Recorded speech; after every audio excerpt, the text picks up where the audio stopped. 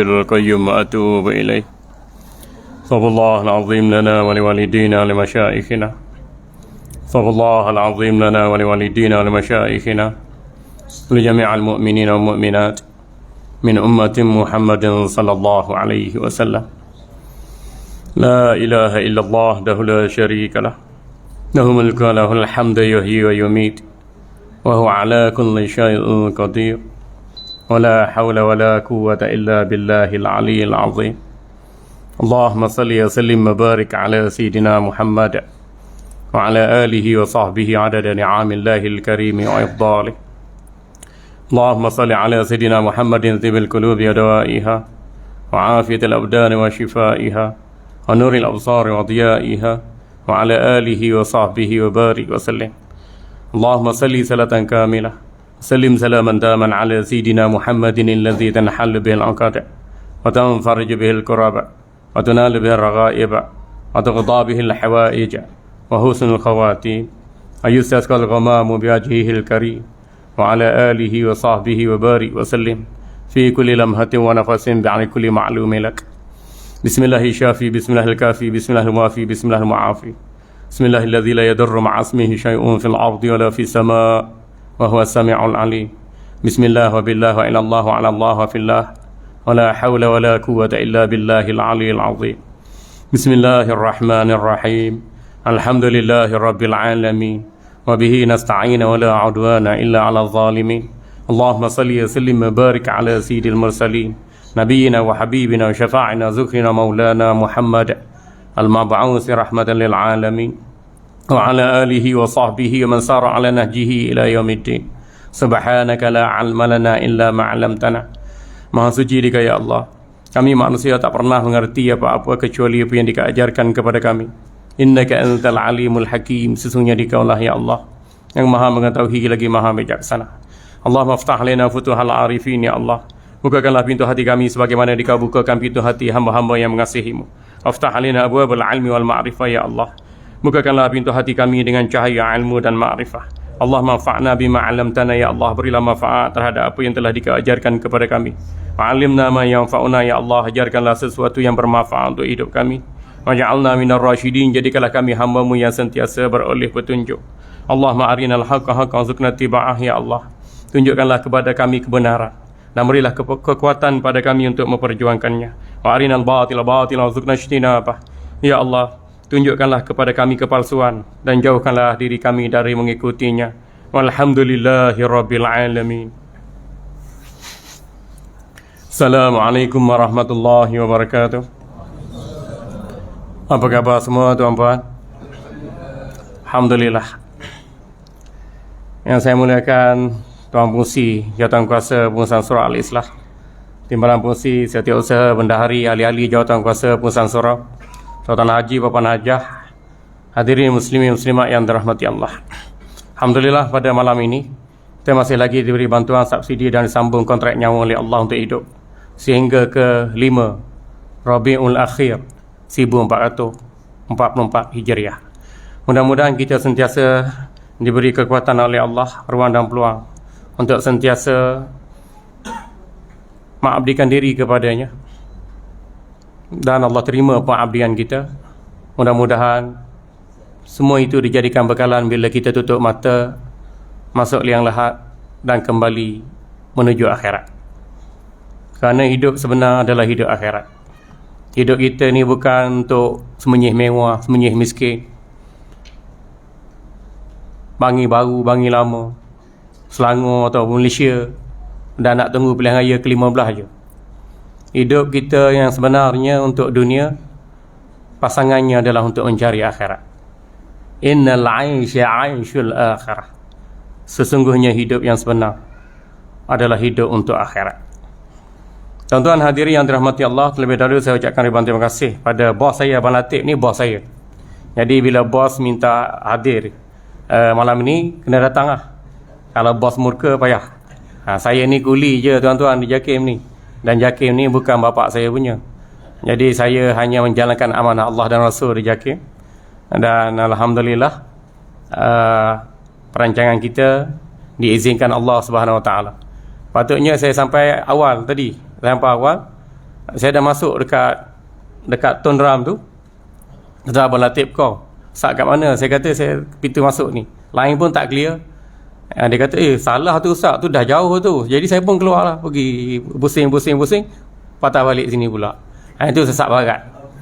Tapi jumpa surau Ubudiah, kat situ ada orang buat kenduri kahwin. Nasib baik tak berhenti makan kenduri kat situ. Kan? Alhamdulillah. Ala kulli hal kita dapat hadir ke surau salat berjemaah. Dan inilah kali pertama saya menyampaikan kuliah isyak sepanjang hidup saya.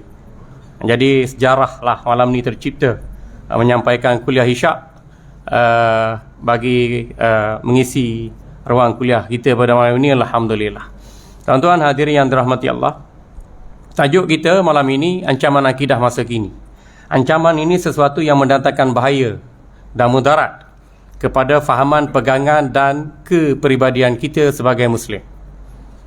Jadi tak kiralah ancaman dalam bentuk fahaman, pemikiran, budaya, pegangan, itu semua itu boleh mengikis identiti kita sebagai Muslim. Justru kita perlu peka dengan ancaman semasa. Sama ada ancaman itu terdiri pada dalaman atau ancaman luaran. Ancaman dalaman ialah ancaman yang dimunculkan oleh orang Islam itu sendiri. Ada orang Islam jadi sesat barat, ada orang Islam jadi Wahabi, jadi Syiah, jadi Liberal, Ayah Pin, Hizbut Tahrir, Qadiani, Bahai, Zikir Lagu Lutu, Ketupat Linu, ajaran Nordin Putih, Ahmad Laksmana, ajaran Semayang Pakai Niat, dan macam-macam ajaran sesat yang disenaraikan oleh agensi agama negeri dan juga JAKIM. Jadi orang Islam sendiri, bila dia jahil, dia boleh jadi sesat barat. Tak mengaji, tak bergaul dengan para alim ulama, tak beli kitab, tak tanya, maka jadilah sesat barat. Bukan dia saja sesat, dan dia menyesatkan orang lain. Dallu wa adall, sesat lagi menyesatkan. Yang kedua, ancaman itu terbit dari agama-agama lain, iaitu ancaman luaran Islam. Daripada agama Hindu, Buddha, Kristian, Yahudi, free thinker, tak ada agama,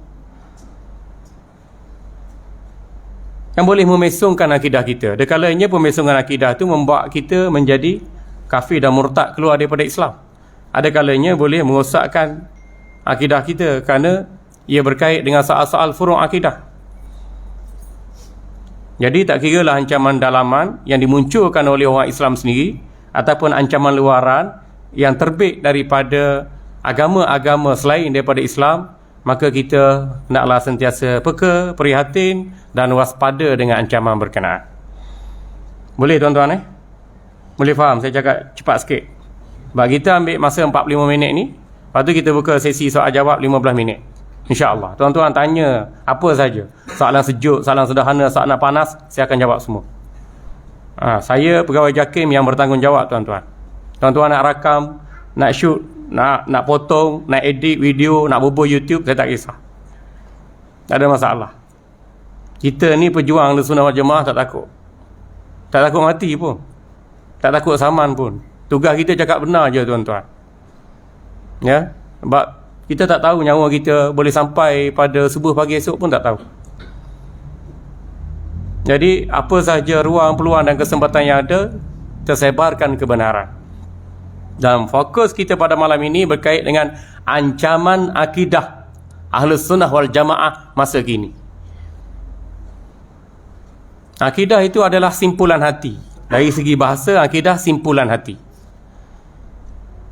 Dari segi istilah, akidah ialah pegangan yang berteraskan kepada fahaman dan keyakinan kita terhadap apa yang dikehendaki oleh Allah dan Nabi SAW tentang ketuhanan Allah, tentang kenabian, tentang keghaiban dan tentang dimensi pemikiran Islam. Batu akidah, walau apa sahaja peringkat dan martabat pembelajaran dan pengajaran kita, dia ada 4 subjek utama. Kita akan belajar tentang ilahiyah, tentang ketuhanan Allah. Yang kedua, kita akan belajar tentang nubuat, tentang kenabian para nabi terdahulu dan nabi kita Muhammad sallallahu alaihi wasallam. Kenabian Nabi kita Muhammad sallallahu alaihi wasallam tu zahir dan batin.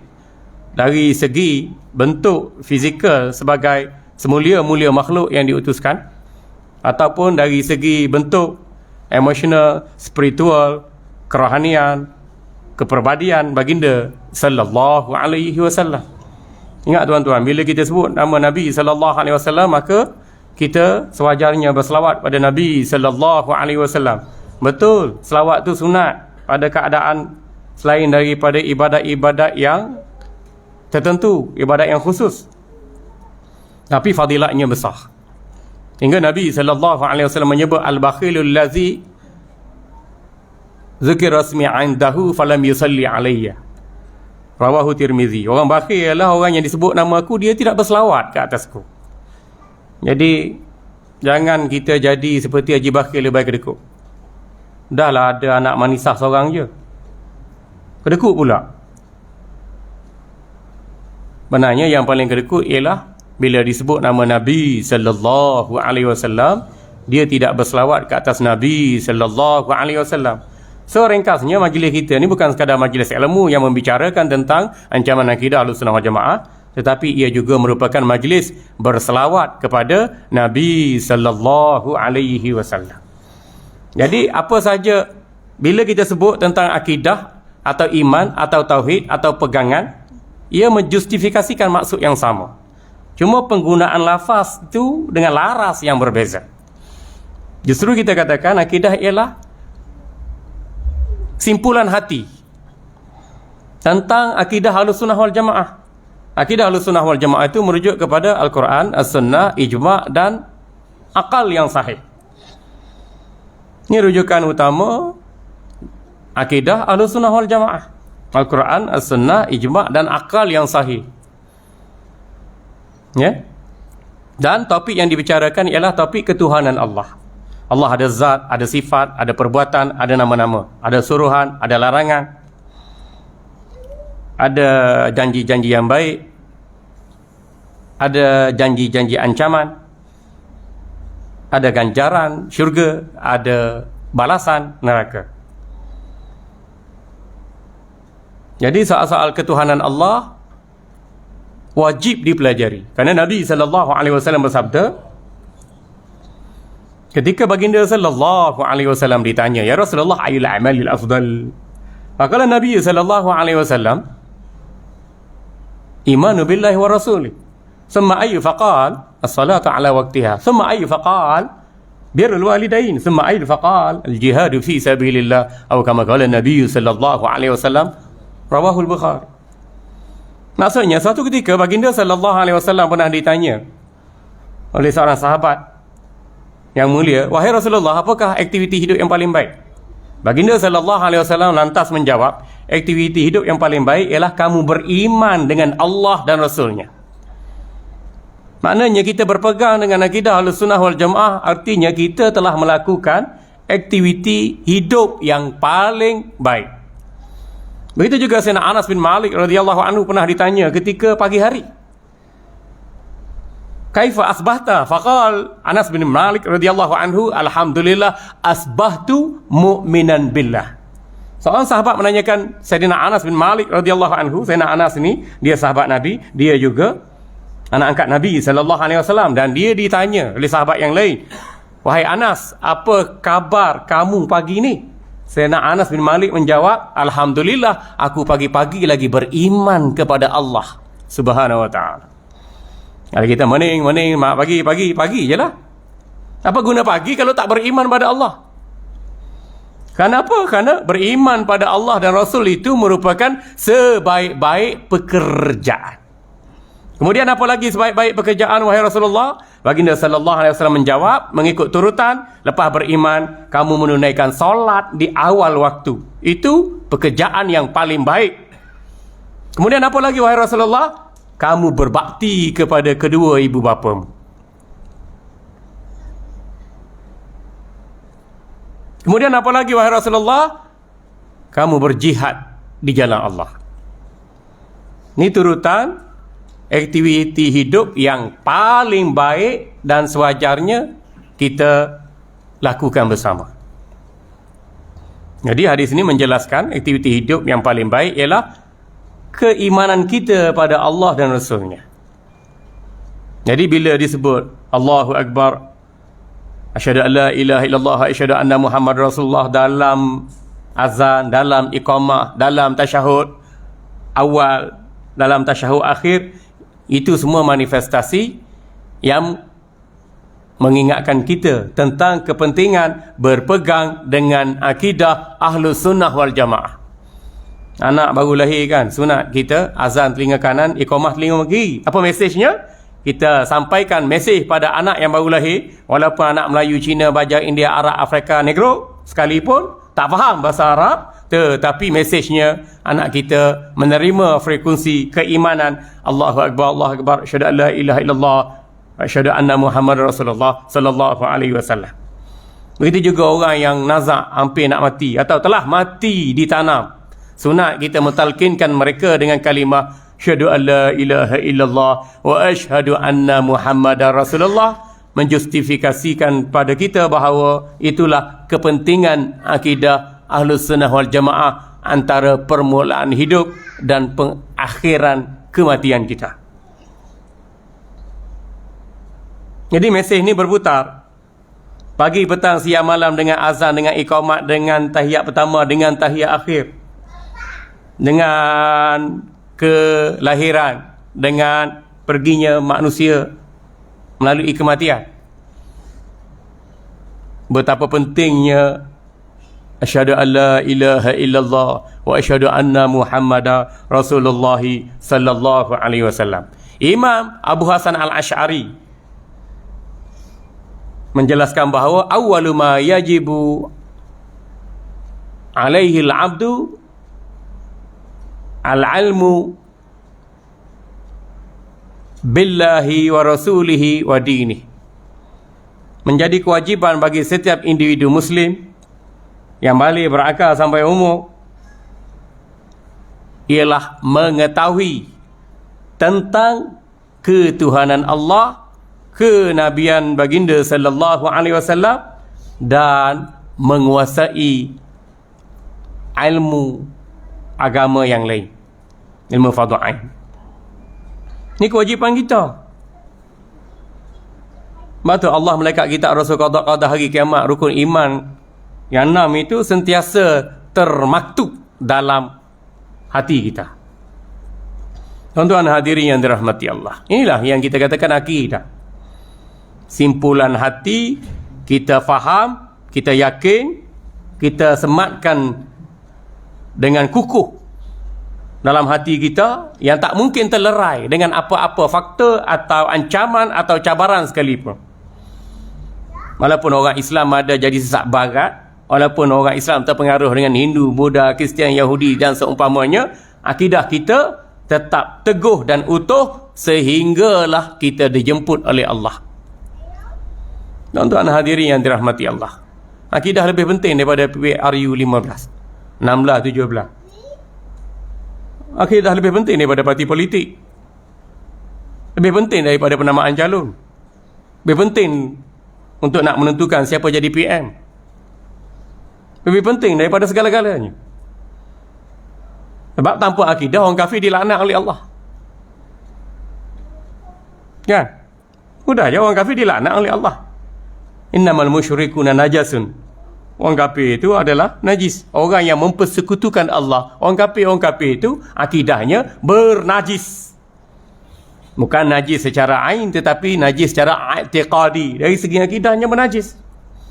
Walaupun kita tak nampak kenajisannya dengan mata kepala, tapi kita nampak kenajisan orang kafir itu dengan mempersekutukan Allah. Mudah je ayat yang kita baca, innal ladzina kafaru min ahlil kitab wal musyrikina fi nari jahannam khalidina fiha. Orang kafir ni di kalangan musyrikin dan ahlul kitab, tempat mereka neraka jahanam. Tak kira lah kafir seperti cak ayam, cak itik, cak kerbau, cak lembu, cak tukur, cak sabun sekalipun, kafir. Akidah mereka fi nari jahannam khalidina fiha. Dan mereka itu adalah ulaikahum syarrul bariyah. Ini bukan perisytiharan daripada KP Jakim atau Menteri Agama, tak. Ini perisytiharan daripada Allah Subhanahu Wa Ta'ala. Ulaika hum syarrul bariyah. Mereka itu sejahat-jahat makhluk atas muka bumi. Syarrul bariyah. Bukan bererti kita baca ayat ni kita resis, kita menghina agama lain, tak. Bahkan memberi peneguhan pada kita bahawa kita orang Islam kena yakin hanya Islam satu-satunya agama yang benar, dan agama yang benar itu hanya eksklusif terletak pada akidah Ahlus Sunnah wal Jamaah sahaja. Boleh? Boleh tuan-tuan? Boleh apa ni? Boleh faham. Kalau ustaz cakap tak faham, nah ya Pak Karim. Lepas tu kita buat majlis ilmu ni nak faham. Baik, kita dah selesai dah ancaman. Akidah pun kita tahu dah. Akidah kita, akidah Ahlus Sunnah wal Jamaah. Kadang disebut akidah Salafus Saleh. Salafus Saleh maknanya akidah generasi Islam terdahulu dari kalangan Nabi SAW, para sahabat, para tabi'in, para tabi'in, yang mana hidup mereka ini daripada permulaan hijrah, baginda bina negara Islam di Madinatul Munawwarah hinggalah kepada fasa 300 tahun Hijriah. Ini kita panggil mereka yang hidup Islam yang awal ini, mereka dalam kalangan Salafus Saleh, generasi Islam terawal. Kadang disebut akidah Asy'ariyah dan Maturidiyah.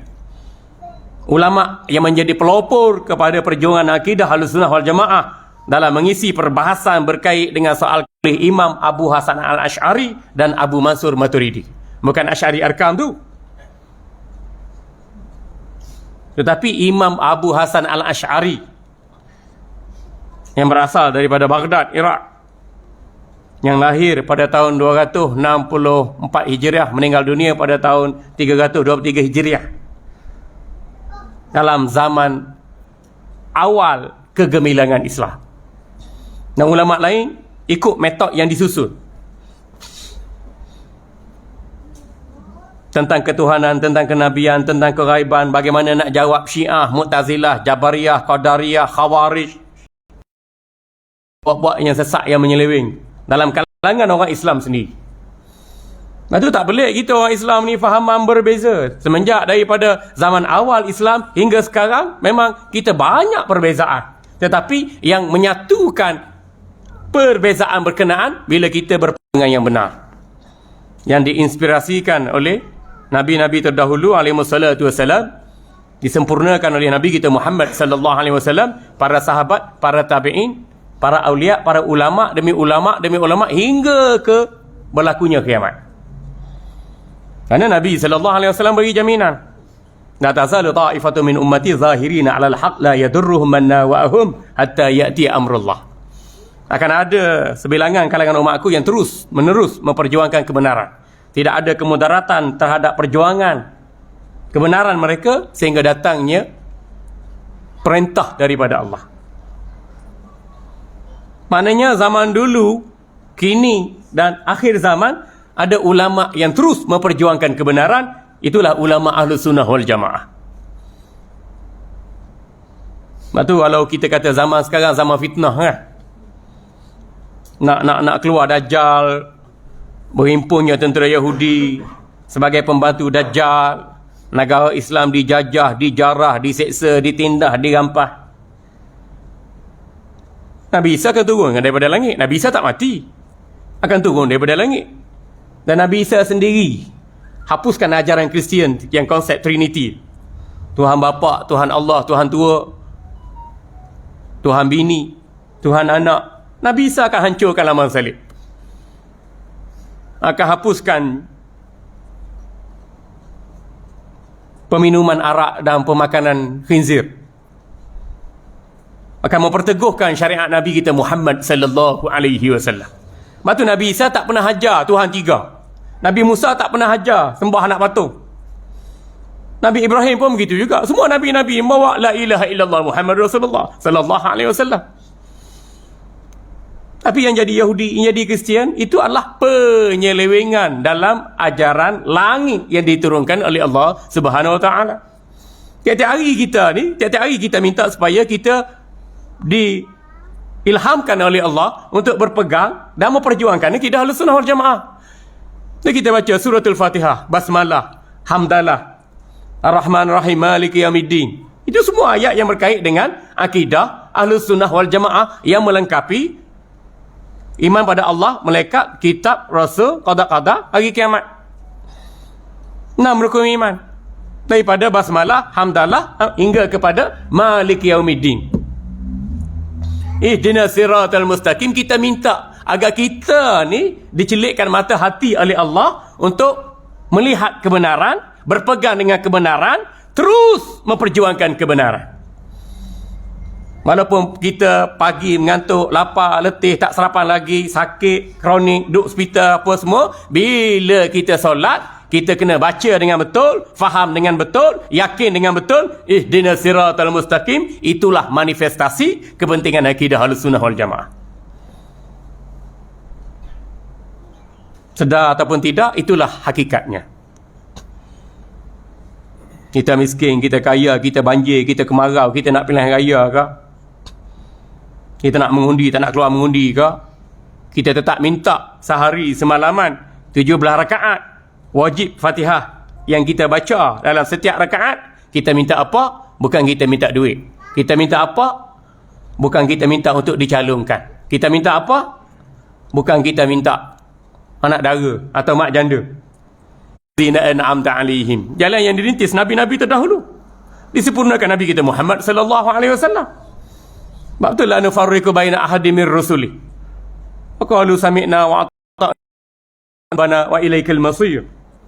Sama aja.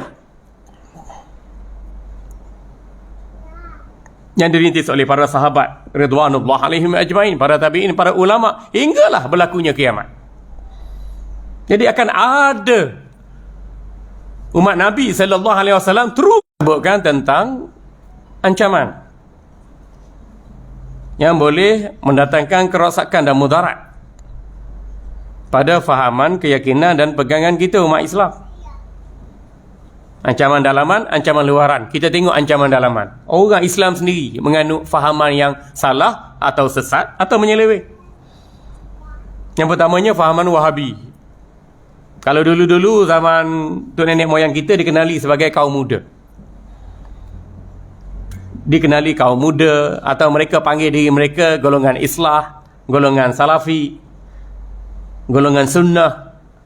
Mereka guna istilah-istilah itu untuk menarik perhatian orang awam supaya terpesona dengan mereka dan mengikuti mereka. Dan fahaman Wahabi ini telah diputuskan oleh Majlis Kebangsaan bagi hal bahawa fahaman Wahabi ini bercanggah dengan Ahlus Sunnah wal Jamaah, Arus Perdana, Asy'ariyah dan Maturidiyah. Dan dah banyak negeri-negeri yang memfatwakan tentang ajaran Wahabi ini bercanggah dengan Ahlus Sunnah wal Jamaah yang diamalkan di Malaysia. Oleh Syekh Muhammad bin Abdul Wahab bin Sulaiman bin Ali bin Musharraf. Dia lahir pada 1206 Hijrah dan meninggal dunia. Dia lahir pada tahun 1115 Hijrah dan meninggal dunia pada tahun 1206 Hijriah. Umur dia dalam lingkungan 91 tahun.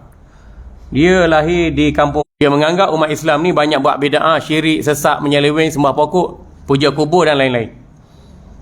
Lalu keluarlah slogan umat Islam dah bid'ah, dah syirik, dah sesat, menyeleweng, dan dia merasakan dia bertanggungjawab untuk memurnikan fahaman masyarakat. Walhal dia tak ada autoriti pun. Walhal itu hanya tanggapan dia, dakwaan dia. Kerana autoriti yang sebenar berada pada pemerintah Makkah Al-Mukarramah ataupun Madinah ketika itu. Mekah, Madinah, Osmaniyah yang berpusat di Istanbul.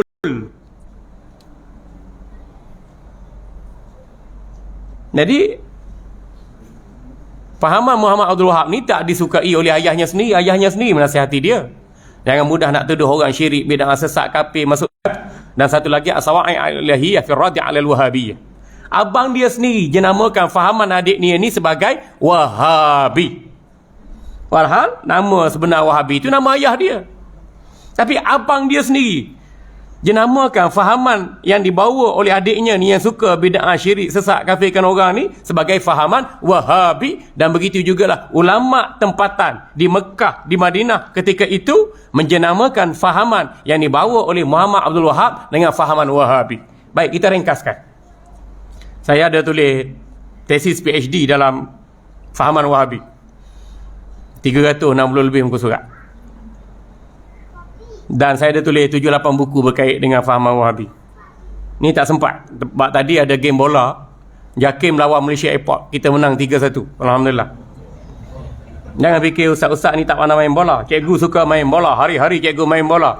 Cikgu Syahri tu tipu, dia tak main bola pun. Dia tipu budak-budak. Budak-budak tu dah hafal cikgu suka main bola, hari-hari cikgu main bola. Padahal cikgu main apa ni? Saksofon kan? Cikgu sampai saksofon, cikgu Syahri. Cikgu Libra malam naik kelab, siang mengajar sekolah, masuk dalam kelas tak mengajar pun. Dia tipu budak-budak. Cikgu suka main bola, hari-hari cikgu main bola, cikgu tidur. Jadi tak sempat saya main bola tadi, pergi Padang Putrajaya, balik sini tak sempat, mandi-mandi sekejap, tukar baju, mari isi pula, sesat barat. Tak sempat nak buat buku. Nanti saya kirimkan. Apa masalah fahaman Wahabi ni? Yang pertama, fahaman Wahabi percaya Allah ada mata, ada tangan, ada kaki, ada betih, duduk atas langit, duduk atas arasy, Allah bergerak.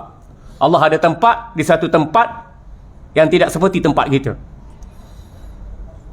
Ini dalam kitab-kitab Wahabi. Wahabi Arab, Wahabi Inggeris, Wahabi Negro, Utara, Selatan, Timur, Barat, Wahabi Melayu, Wahabi Jawa, Wahabi mana sekalipun standard. Mereka mengatakan Allah ada muka. Wa yabqa wajhu rabbika zul jalali wal ikram. Siapa tak percaya Allah ada muka, kafir. Bak tolak ayat Quran. Itu hujah mereka. Yadullahi fawqa aydihim. Allah ada tangan. Siapa tak percaya Allah ada tangan, kafir kerana tolak ayat Quran. Itu standard mereka. Allah ada kaki. Siapa tak percaya Allah ada kaki, kafir. Allah ada jari. Walhal ayat-ayat berkenaan, ayat-ayat mutasyabihat. Ayat dalam Quran ni secara basicnya kita kena tahu, ada ayat muhkamat, ada ayat mutasyabihat. Ayat muhkamat apa? Ayat yang jelas maksudnya. Ayat mutasyabihat apa? Ayat yang tidak jelas maksudnya. Mulai rujuk surah Al-Imran ayat 7. Wallazi anzala alaihil kitabi minha ayatun muhkamatun hunna umul kitab wa ukhra mutasyabihat. Fa'amal ladzina fi qulubihim zayghun fayattabi'una ma tashabaha minhu ibtigha'al fitnati wa ibtigha'a ta'wili. Wa ma ya'lamu ta'wilahu illa Allah. Ar-rasikhuna fil 'ilmi yaquluna amanna bihi kullun min 'indi rabbina wa ma yazakkaru illa ulul albab. Ringkasnya, ayat muhkamat ni ayat yang jelas maksud dia. Tentang solat, tentang puasa, tentang zakat, tentang haji, tentang haid, tentang faraid, pembagian harta pusaka lepas berlaku kematian dan lain-lain. Contoh, ayat tu jelas. Orang baca segera faham. Yang kedua, ayat mutasyabihat, ayat yang tak jelas maksudnya. Ada 2 makna, 3 makna, 4 makna, 14 makna pun ada. Jadi, ayat yang tak jelas maksudnya, kena rujuk ayat muhkamat, ayat yang jelas maksudnya. Kena tengok ayat sebelum, kena tengok ayat selepas, kena tengok ayat dalam surah yang sama, ayat dengan surah yang berbeza.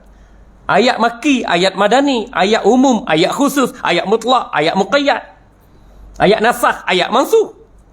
Tengok sebab turun ayat. Tengok pengertian kalimah zahir dan pengertian kalimah yang boleh ditakwil mengikut nilai estetika bahasa Arab. Ada perumpamaan, ada kiasan, ada metafora. Dalam bahasa Melayu kita kata panjang tangan. Bukan tangan dia panjang dari segi fizikal, tapi orang tu tabiatnya suka ambil barang orang atau mencuri. Macam kita kata mulut murai. Memang mulut orang dengan mulut murai berbeza. Tapi mulut murai ni mulut yang buat kecoh, buat cerita. Mulut tempayan. Tempayan tak ada mulut.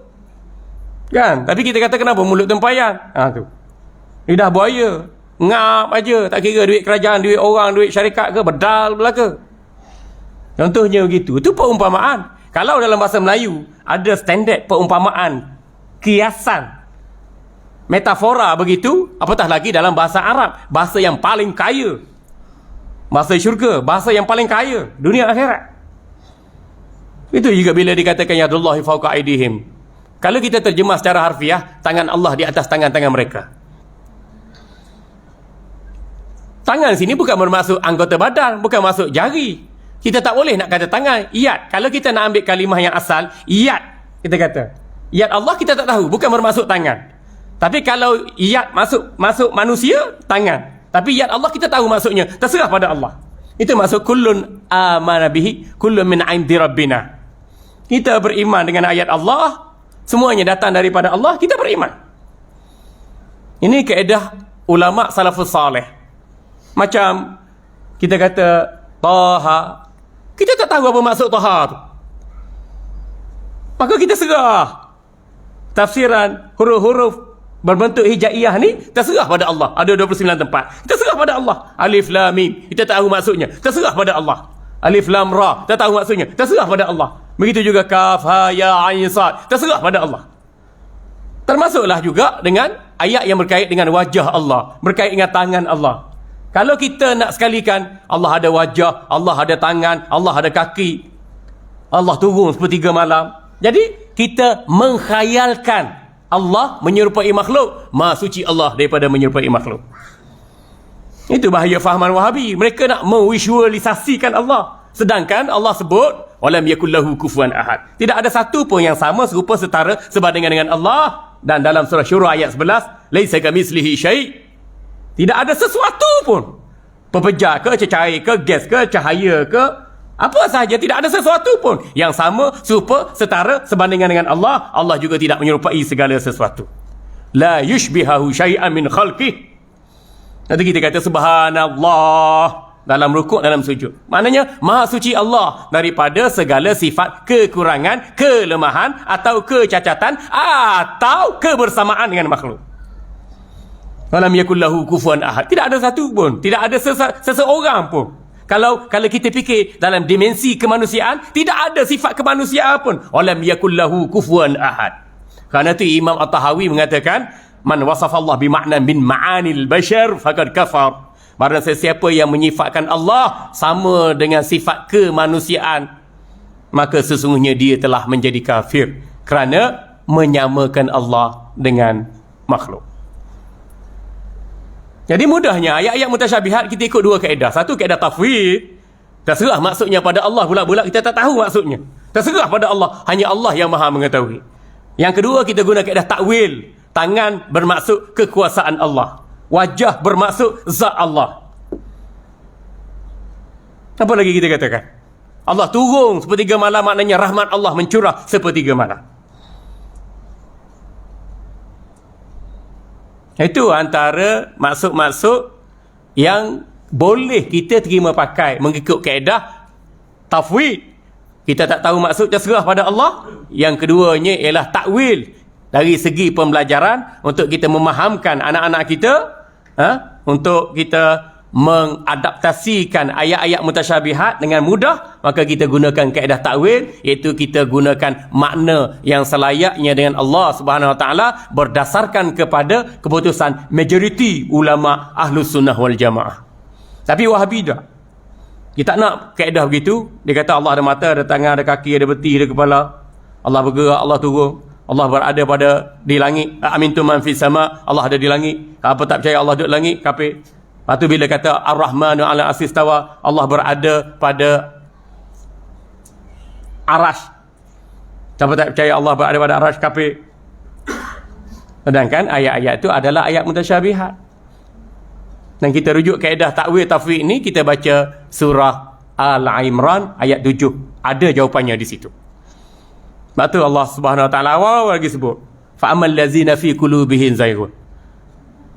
Mana-mana orang yang hatinya ada kecenderungan kepada kesesatan, fayattabi'una ma tasyabah, dia akan ikut ayat-ayat mutasyabihat tu.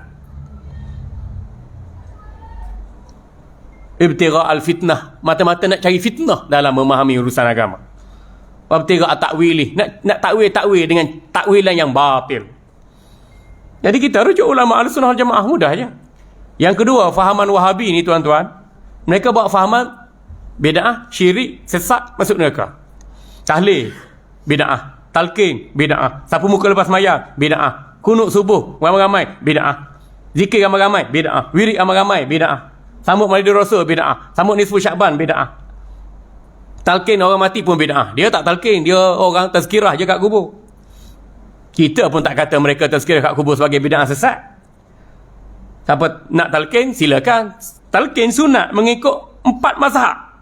Maliki, Syafi'i, Hambali, Hanafi. Jadi siapa nak talqin, sunat. Tak talqin, tak apa. Kan wajib pun. Ya? Apa lagi dia katakan? Yang dijaja oleh puak-puak Wahabi ni bid'ah sesat masuk neraka. Itulah kalau kita kata lepas daripada kita solat, kita sapu muka lepas solat. Kan? Hukumnya sunat.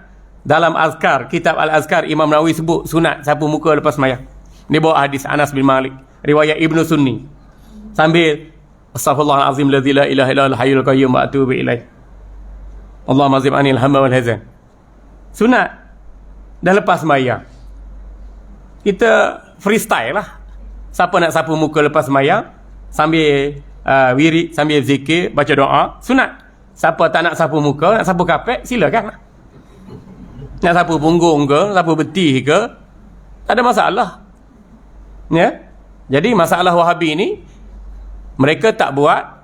Bila kita buat apa yang mereka tak sukai, mereka kata kita telah melakukan bid'ah, sesat masuk neraka. Hatta kalau kita tengok prinsipnya, orang kafir, dia Hindu, dia Buddha, Kristian, kita tak boleh lagi nak cakap, kamu ahli neraka. Kecuali dia mati dalam kekafiran, baru kita kata ni ahli neraka. Takut nanti orang kafir diberi hidayah oleh Allah, keislamannya lebih baik daripada kita. Na'udzubillah. Kita jangan mudah-mudah nak kata kafir ke orang, termasuk orang kafir. Sebab kita tak tahu hidayah Allah. Kita hanya berdakwah, Allah juga yang memberi hidayah. Tapi orang Wahabi ini, mereka tak suka dengan pandangan ulama mazhab. Maka mereka justifikasikan perbuatan kita sebagai bid'ah, sesat, masuk neraka. Padahal kita berbeza pendapat dalam mazhab je. Mazhab Hanafi, kunut subuh tak sunat. Mazhab kita, kunut subuh adalah sunat. Tapi walaupun begitu, Imam Syafi'i bila pergi ke Baghdad, dia semayang dan dia dipersilakan jadi imam. Di belakang dia tu ramai anak-anak murid Imam Hanafi yang alim-alim, yang mahir. Zufar, Muhammad Hasan Al-Syaibani dan lain-lain. Tapi Imam Syafi'i kerana menghormati tokoh-tokoh ulama dalam mazhab Hanafi, dia tidak berkunut. Tak ada masalah pun, berbeza pendapat. Tapi masalah kita dengan Wahabi, bila kita kunut, dia kata bid'ah. Bid'ah sesat masuk neraka, tuan-tuan. Walau benda tu antara sunat dengan tidak je. Ya? Bab hukum ni 5. Wajib, sunat, harus, haram, makruh. Kalau Wahabi hukum jadi 6. Wajib, sunat, harus, haram, makruh, bid'ah, masuk neraka. Betul, ini bukan lawak. Ini doktrin Wahabi. Jadi kalau orang suka membid'ahkan sama Islam dalam soal-soal perbezaan fiqh, itu ada unsur Wahabi tu. Macam kita kata, kita adik-beradik 7 orang, mak meninggal, abang sulung panggil jemaah surau ni untuk tahlil doa selamat. Adik bongsu kata, tak boleh bang, tahlil doa selamat apa-apa ni, balik, yang mari rumah saya, tak payah tahlil, ini bid'ah, Nabi tak buat. Jadi bergaduh pula. Kita pun merasa pelik, kan? Jadi bergaduh pula adik-beradik. Wahalnya kita panggil orang zikrullah. Tahlil itu zikrullah, tahlil itu baca Quran, tahlil itu istighfar, tahlil itu selawat, tahlil itu berdoa. Baguslah. Tahlil itu, ya, kita niatkan agar bacaan itu disampaikan pada kita dan disampaikan kepada si mati. Peratusan berapa banyak nak sampai pahala pada si mati itu hak mutlak Allah, rahmat Allah juga. Daripada kita tak ikhtiar langsung, dah ikhtiar lah sikit-sikit. Kerana amalan seseorang tidak menghalang untuk disedekahkan kepada orang lain. Ya, jadi tahlil itu kombinasi zikrullah, baca Al-Quran, doa, selawat dan istighfar. Baguslah tu. Termasuk dalam kaedah ad-dalu 'alal khair ka fa'ilih wad-dalu 'alal syarri ka fa'ilih. Orang mengajar orang buat baik, dia dapat pahala sebagaimana pembuatnya. Orang mengajar orang buat jahat, dia dapat ganjaran dosa sebagaimana pembuatnya.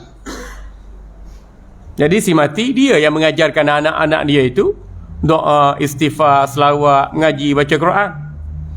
Alhamdulillah, kita percaya bahawa pahala itu sampai dengan rahmat Allah juga.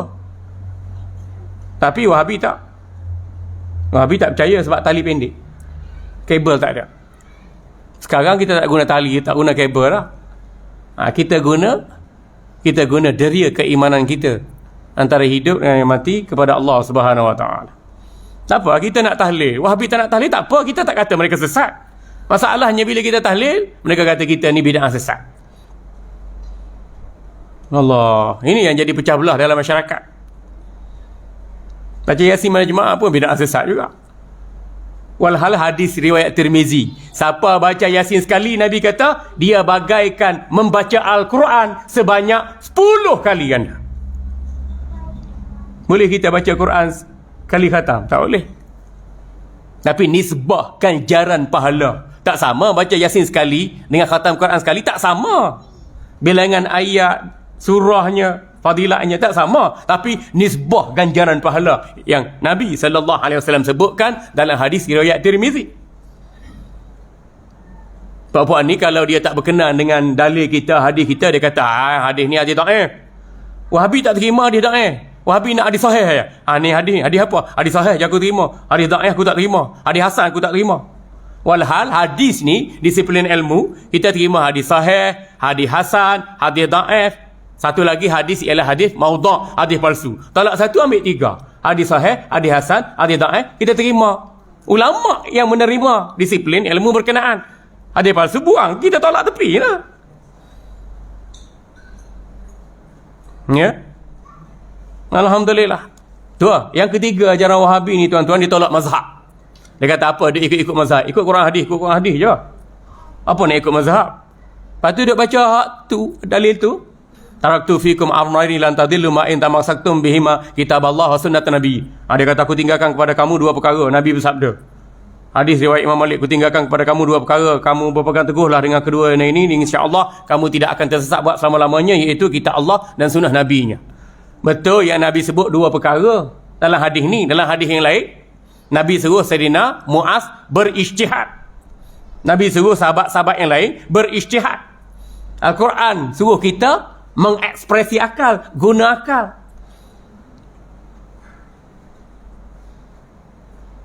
Dengan dalil yang sahih, dengan kewarasan, dengan kebijaksanaan, dengan kecerdikan, baru kita dapati satu perkara itu benar ataupun salah.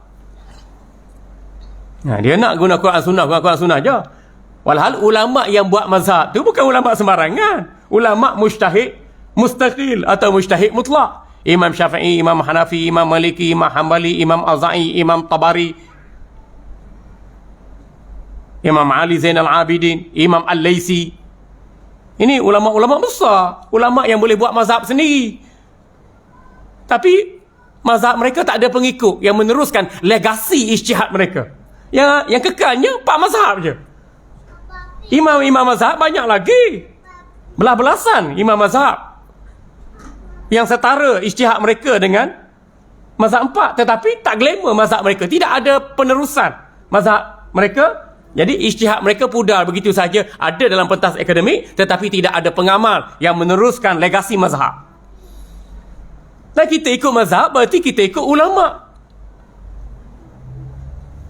Kan Allah Subhanahu Wa Taala ingatkan kita, fas'alu ahla zikri in kuntum la ta'lamun. Ahla zikri ni di sini ialah ulama mujtahid, bukan ulama sembarangan.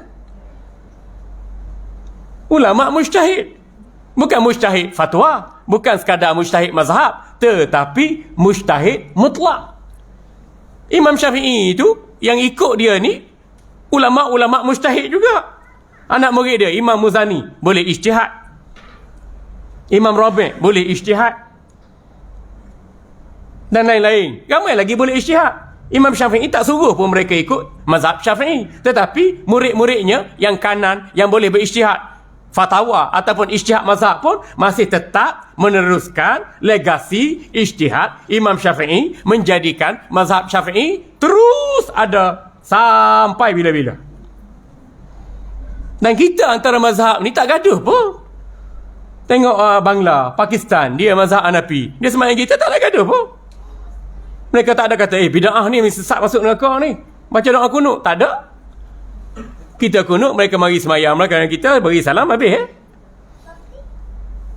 Kan? Lepas daripada kita salat fardu, kita disunatkan untuk zikir wirid. Tapi mazhab Hanafi, lepas sembahyang fardu, tu sembahyang sunat. Tak apalah, kita zikir wirid, dia nak sembahyang sunat tu. Tak apalah, masing-masing buat amalan sunat. Tapi masalah Puak Wahabi ni, kita lepas sembahyang fardu, kita zikir wirid berjemaah ramai-ramai, dia kata ni bid'ah sesat masuk neraka. Nabi tak buat.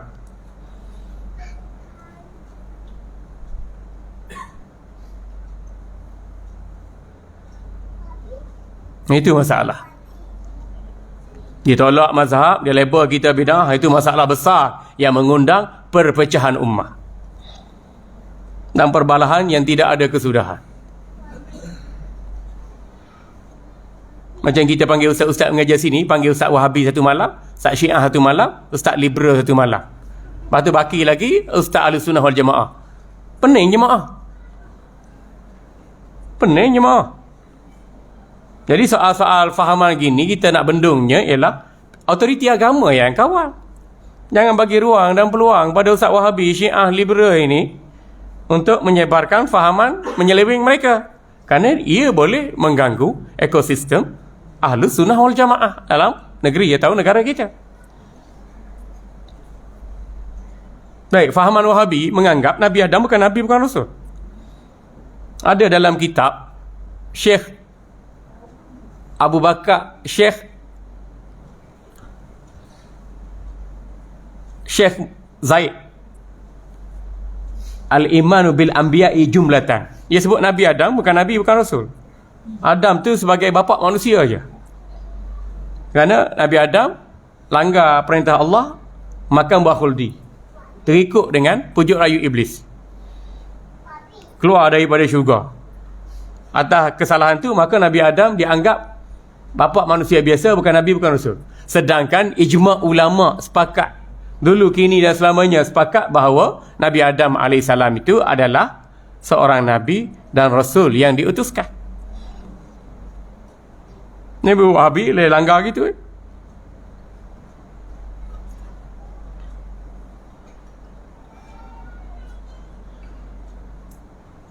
Dan fahaman Wahabi ini, dia bawa konsep tauhid yang berbeza dengan Ahlussunnah wal Jamaah. Wahabi bawa ajaran tauhid 3. Rububiyah, uluhiyah, asma' wa sifat. Ahlussunnah wal Jamaah tak. Ahlussunnah wal Jamaah lebih fokus pengajian akidah atau keimanan atau tauhid mengikut subjek ilahiyah, nubuwat, ghaibiyat atau sam'iyat, dan aliran-aliran firaq dalam Islam, aliran pemikiran dalam Islam. Kalau tauhid Wahabi, dia dah tumpu 3 tu je. Tauhid uluhiyah, rububiyah, asma' wa sifat. Kita kata Rabb dengan ilah tu sama. Kul a'udzu bi rabbin nas, rabbin nas, malikin nas, ilahin nas. Walaupun lafaz berbeza, tetapi maksud yang sama, merujuk pada Allah Subhanahu wa taala juga. Wahabi tak, Rabb lain, ilah lain. Oh, Wahabi percaya Rabb ni Tuhan mencipta, mengurus, mentadbir. Ilah ni ialah Tuhan yang sebenarnya disembah.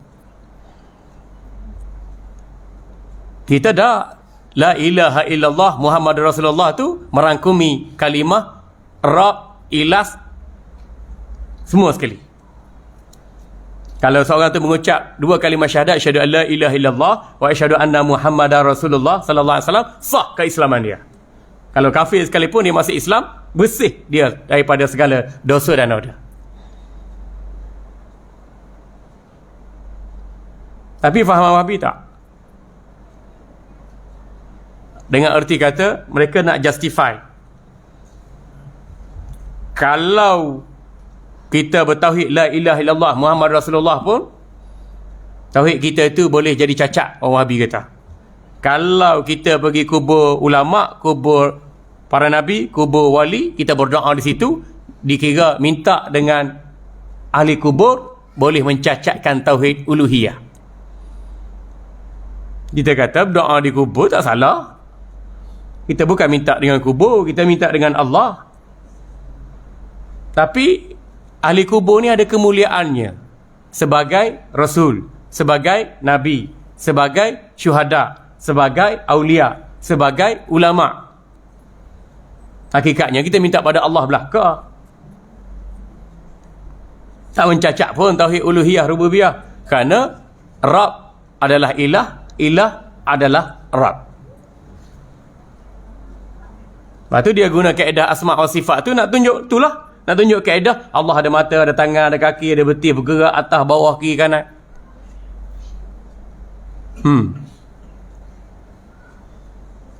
Allahu Akbar.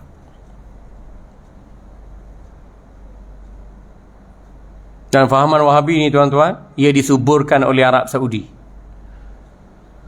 Kerana pada zaman Syekh Muhammad Abdul Wahab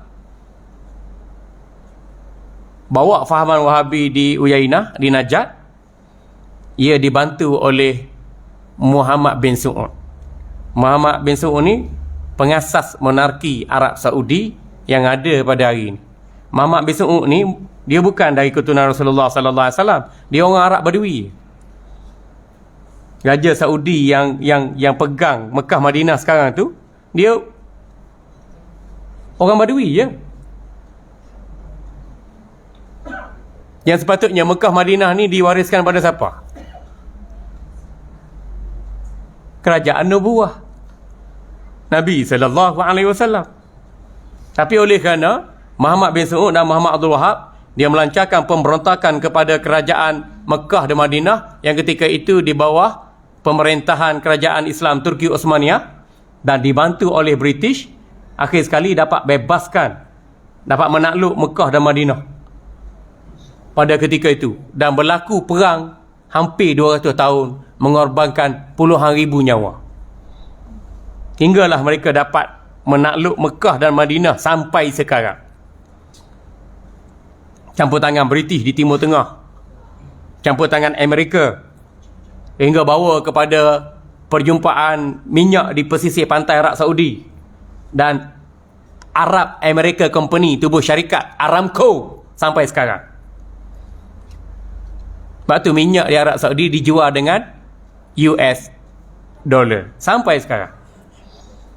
Tak heranlah kalau pemimpin Arab Saudi itu berkiblatkan Amerika, sesuatu yang tidak menghairankan. Dan sekarang ni, dulu Saudi kiblat dia Wahabi. Sekarang ni bila bawah pemerintahan Muhammad bin Salman, dia kiblat pada Amerika, dia jadi liberal pula.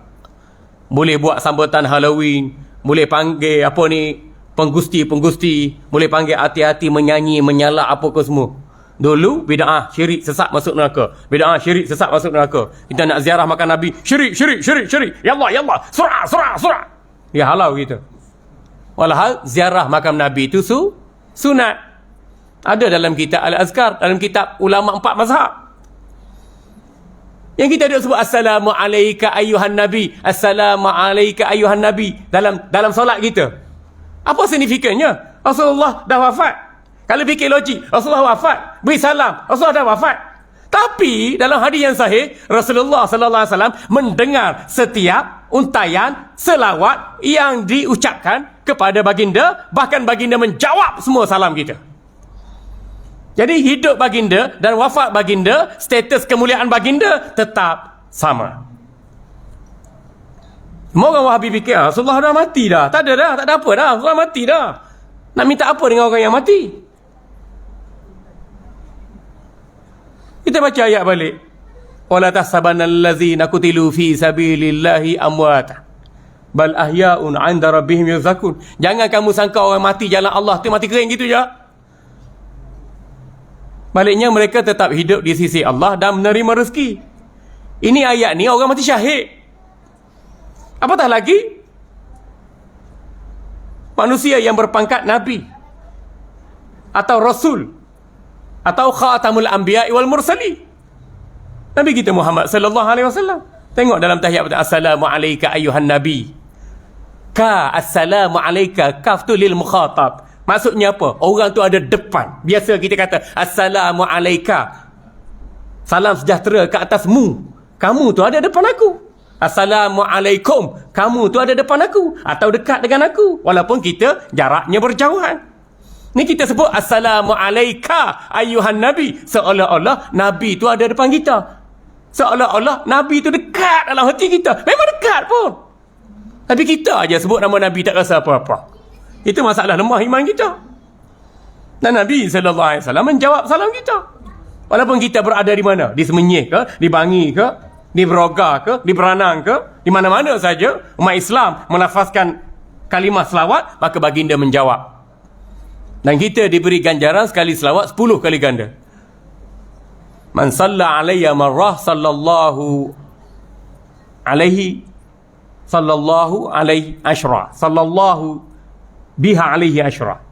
Barang sesiapa yang berselawat padaku sekali, Allah balas selawat sekali dengan 10 kali ganda. Kita selawat pada Nabi $1, Allah bayar dengan $10. Seolahnya begitulah betapa istimewanya berselawat. Tapi orang Wahabi anggap kita ni pergi puja kubur, pergi sembah kubur, pergi minta dengan ahlul kubur, hingga mencacatkan tauhid peribadatan kita kepada Allah. Na'udzubillahi min zalik. Amal Wahabi ni mudah je tuan-tuan kalau kita nak faham mereka. Janggut wajib. Siapa tak simpan janggut, bid'ah, haram. Lepas tu fahaman Wahabi ni, kalau mereka pakai jubah mereka wajib atas daripada buku lali. Kain jubah tu kena atas buku lali. Kain pelekat ni atas buku lali. Kalau pakai seluar mesti atas buku lali. Sebab mereka berpandangan haram pakai apa-apa kain, baju, seluar, jubah bawah pada buku lali bagi orang lelaki.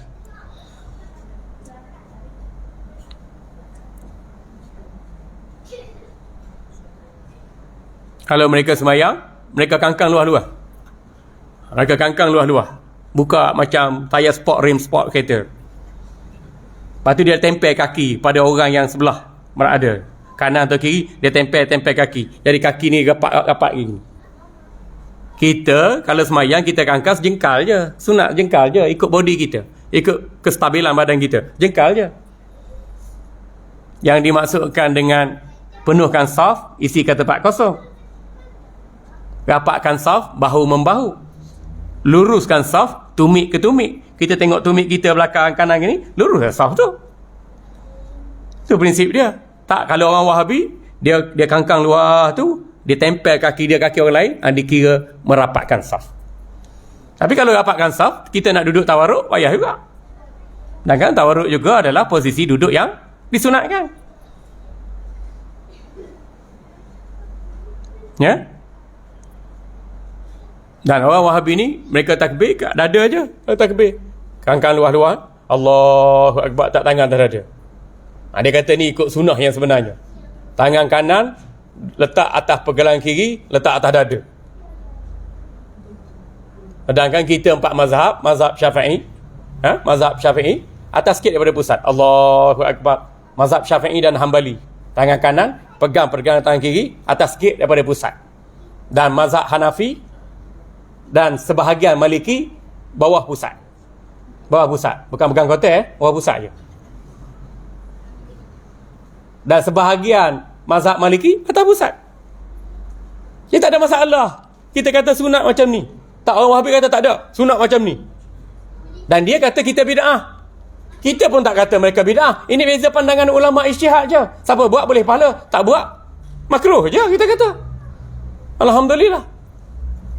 Ni kalau orang Wahabi dia semayang, dia takbir gini, Allahu Akbar, tak tangan. Lepas tu kangkang luar. Kalau orang Syiah semayang, Allahu Akbar 3 kali, kemudian dia luruskan tangan. Ni orang Syiah semayang. Atau Wahabi semayang tak baca basmalah. Kita wajib baca basmalah.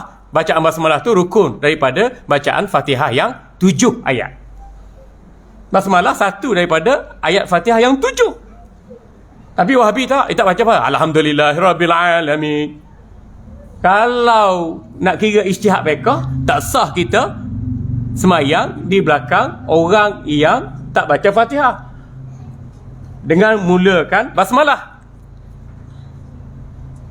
Tapi kalau kita berbeza pandangan dengan mazhab Maliki ke dan mazhab-mazhab lain, tak apa. Masalahnya dia keluar daripada mazhab dan dia nak menyalahkan kita yang berpegang dengan mazhab.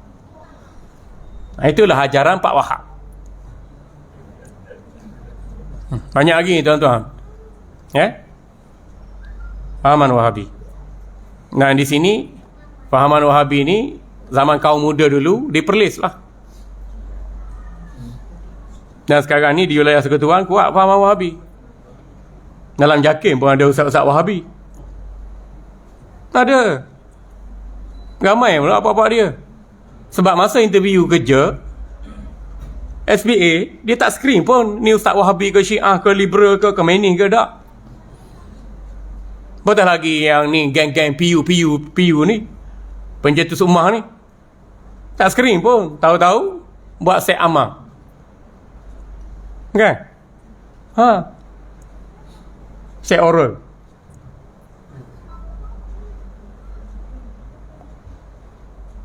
Kita harap orang sebarkan fahaman yang betul pada masyarakat. Tetapi dia gunakan agama ini untuk nak capai keinginan dan kedudukannya. Ini yang bahaya. Ya. Jadi kita alhamdulillah di Selangor jelas titah tuanku dah ada bahawa pahaman Wahabi ini bertentangan dengan Ahlussunnah Wal Jamaah, dan tuanku tak izinkan Selangor ni dijadikan tempat untuk menyebarkan fahaman Wahabi. Alhamdulillah.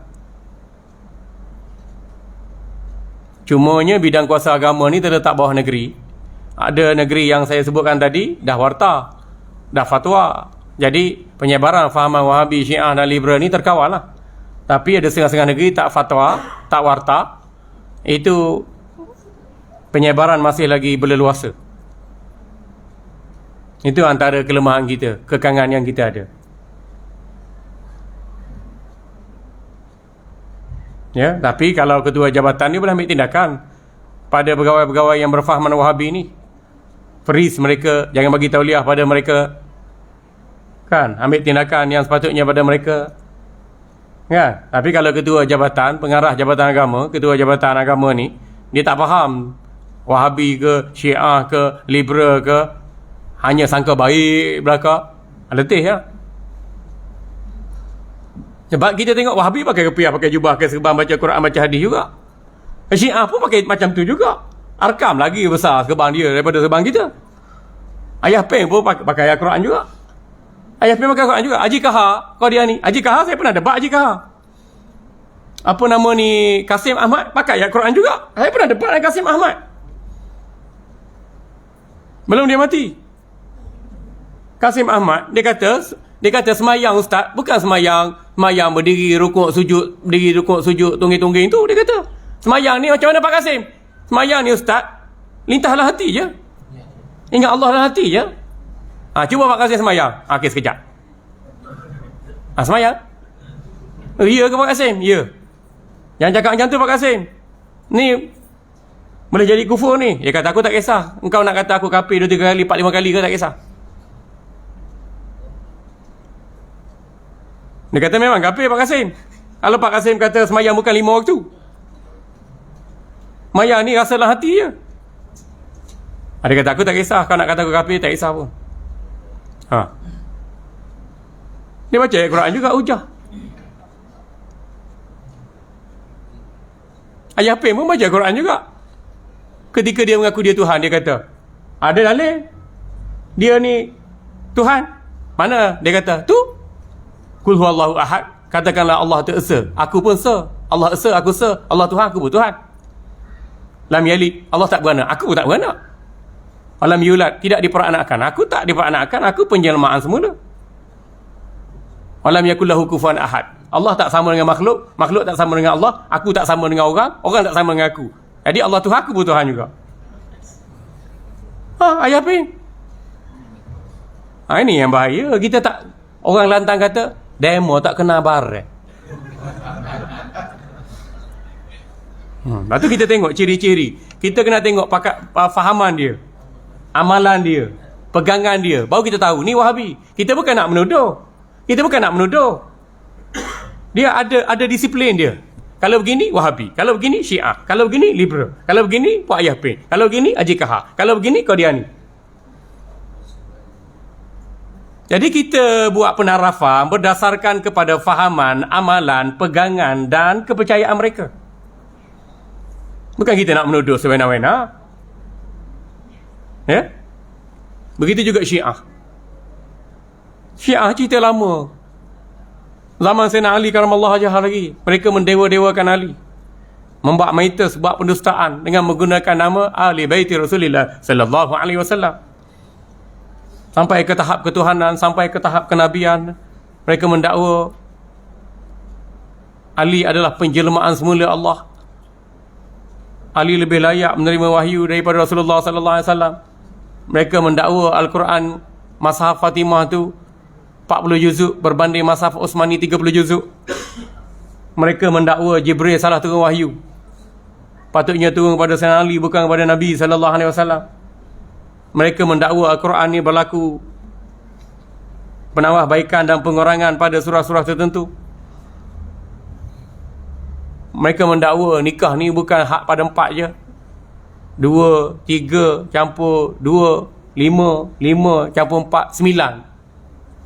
Sebab tu mereka faham nikah ni nikah muta'ah. Basic nikah ni 9. Nikah muta'ah. Raja'ah, berlakunya raja'ah. Mereka mendakwa Sayyidina Abu Bakar, wa Umar, wa Uthman ni zalim. Dia rampas hak ke pimpinan yang sepatutnya lepas Nabi sallallahu alaihi wasallam wafat. Orang yang paling utama pegang jawatan khalifah Islam ialah Sayyidina Ali. Lepas tu barulah Hasan, barulah Husain, barulah cucu cicit-cicitnya sampai pada Imam 3, Imam 5, Imam 7, Imam 12. Itu kepercayaan orang Syiah. Dan kadang-kadang orang Syiah ni bila dia ada disiplin ini, maka boleh membawa pada kufur, murtad, keluar daripada Islam. Contohnya yang dakwa Quran yang ada pada hari ini 30 juzuk benarnya diselewengkan. Mereka mempertikaikan keaslian Al-Quran, mereka jatuh kufur. Mereka mempertikaikan tentang integriti Sayyidina Jibril alaihissalam yang membawa amanah menyampaikan wahyu pada Nabi sallallahu alaihi wasallam. Mereka kufur. Mereka mencela sahabat-sahabat Nabi. Mereka kufur. Bukan kita kata nak mengkafirkan orang Syiah, tapi ada garis panduan atau SOP atau batas sempadan.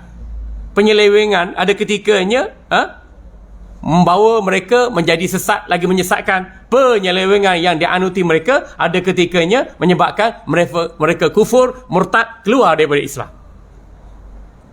Begitu juga dengan liberal. Fahaman Islam cara moden mengikut tafsiran barat. Zina suka sama suka, tak apa. Minum arak sikit tak mabuk, tak apa. Anak zina boleh dibengkan kepada bapa yang setubuh dengan maknya. Zina-zina dulu, lepas tu menikah, lepas tu boleh beng pada bapa. Lepas tu rasuah orang buat surat beranak dan kad penalan. Banyak berlaku dalam negara kita. Bukan tak tahu benda ni. Lepas tu hantar surat, guna kabel politik, hantar surat. Kalau agensi agama tak luluh atau JPN tak luluh, dia guna kabel politik, hantar surat pada Menteri KDN, hantar surat pada orang tua orang ni semua, supaya anak dia ni boleh dibengkan kepada bapa yang berzina dengan ibu yang melahirkan anak berkenaan. Berat ni. Ni berkait dengan nasab, berkait dengan keturunan dan kewalian nikah kahwin. Tapi orang liberal tak ada apa, dia kata. Minum arak sikit tak mabuk, tak apa. Zina suka sama suka, tak apa. Lesbian, dia suka sama suka. Perempuan sama perempuan, tak apa. Gay pun tak apa. Seks bebas pun tak apa. Ini liberal. LGBT. Dan ada parti yang memperjuangkan hak LGBT. Yang kita pergi mengundi buat apa? Ada parti yang memperjuangkan hak sama rata antara agama. Tak sama rata. Agama yang diterima di sisi Allah, inna dina indallahil Islam. Islam je eksklusif. Yang lain bukan agama pun. Hindu bukan agama, Buddha bukan agama, Yahudi bukan agama. Allah tak terima. Kenapa? Inna dina indallahil Islam. Yang diterima oleh Allah Islam je. Yang lain bukan agama. Hanya sangkaan, hanya dakwaan, hanya pengalaman. Bukan agama pun. Kita orang Islam kena yakin Islam satu-satunya agama yang benar, yang diredai dan diterima oleh Allah Subhanahu Wa Taala. Kenapa kita takut? Kenapa kita malu? Bila ada orang kata agama sama, serupa je. Dia menyamaratakan agama kerana mereka berfahaman Islam liberal dan pluralisme agama. Sembah Tuhan mana-mana serupa je. Nak kebaikan belaka, nak cari ketenangan belaka. Mana boleh gitu? Kita ni kena yakin kita ni Islam yang betul, yang lain semua tak betul. Kenapa kita nak malu dengan identiti kita seperti itu? Hatta ancaman sekarang masuk secara halus. Kita tengok Kristian masuk secara halus dalam keadaan kita tak sedar, melalui hiburan, melalui sukan. Kita tengok dekat Piala Dunia yang nak berlangsung di Qatar ni kan, banyak negara-negara guna bendera jata negara mereka, guna lambang Kristian. Tengok England, Three Lions, lambang Kristian. Portugal, lambang Kristian. Sweden, lambang Kristian. Hatta ni kelab-kelab bola sepak Champions League, peringkat kejohanan Eropah, kelab-kelab Eropah. Tengok Barcelona dalam lambang Kristian. Inter Milan dalam lambang Kristian. AC Milan dalam lambang Kristian. Real Madrid adalah lambang Kristian. Liverpool, Carlsberg, penaja arak di belakang dia. Dan banyak syarikat-syarikat judi yang taja kelab-kelab bola sepak dunia ni. Jadi arak, judi, lambang Kristian tak hilang daripada identiti mereka. Kita pakai baju-baju yang ada lambang Kristian tu. Kita pakai. Kita mak bapak ni tak peduli tentang akidah anak-anak. Anak-anak pakai baju lambang Kristian, kita tak beli. Ada lambang hantu, lambang setan. Kalau Manchester United, Red Devil, setan merah. Anak kita pakai, kita pun tak tegur sepatah. Pakai pergi masjid, pergi surau, buat solat Jumaat apa semua. Saya pernah pergi Dubai. Di Dubai ni ada hari Jumaat, dia ada pengawal di pintu masjid dia. Kalau orang tu masuk, dia pakai yang bercorak ke apa ke semua ni, bergambar ke, dia tak bagi. Dia suruh pergi masuk dalam satu bilik, pakai jubah cover. Kalau tak nak, tak boleh masuk. Kita ni nak tunggu jawatan kuasa masjid, jawatan kuasa surau tegur pakaian anak-anak kita. Kita naik angin, naik share. Kita sendiri yang tengok pakaian anak perempuan kita macam mana, pakaian anak lelaki kita macam mana, pakaian bini kita macam mana. Kita sendiri beri nasihat, beri teguran, beri penambahbaikan. Ini nak tunggu ustaz yang tegur. Letih boh. Cukup tak panjang ni? Kalau tidak sampai subuh kita. Cukup tu. Nanti panggil lagi. Ada soalan? Ada nak tanya? Silakan.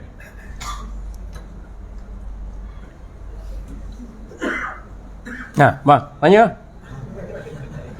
Ya.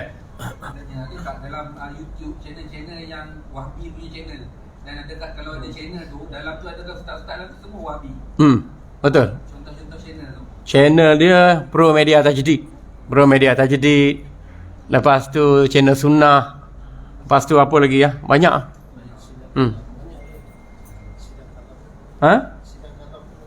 Sidang kalam ni dia bermuka-muka. Dia Wahabi tapi dia bermuka-muka.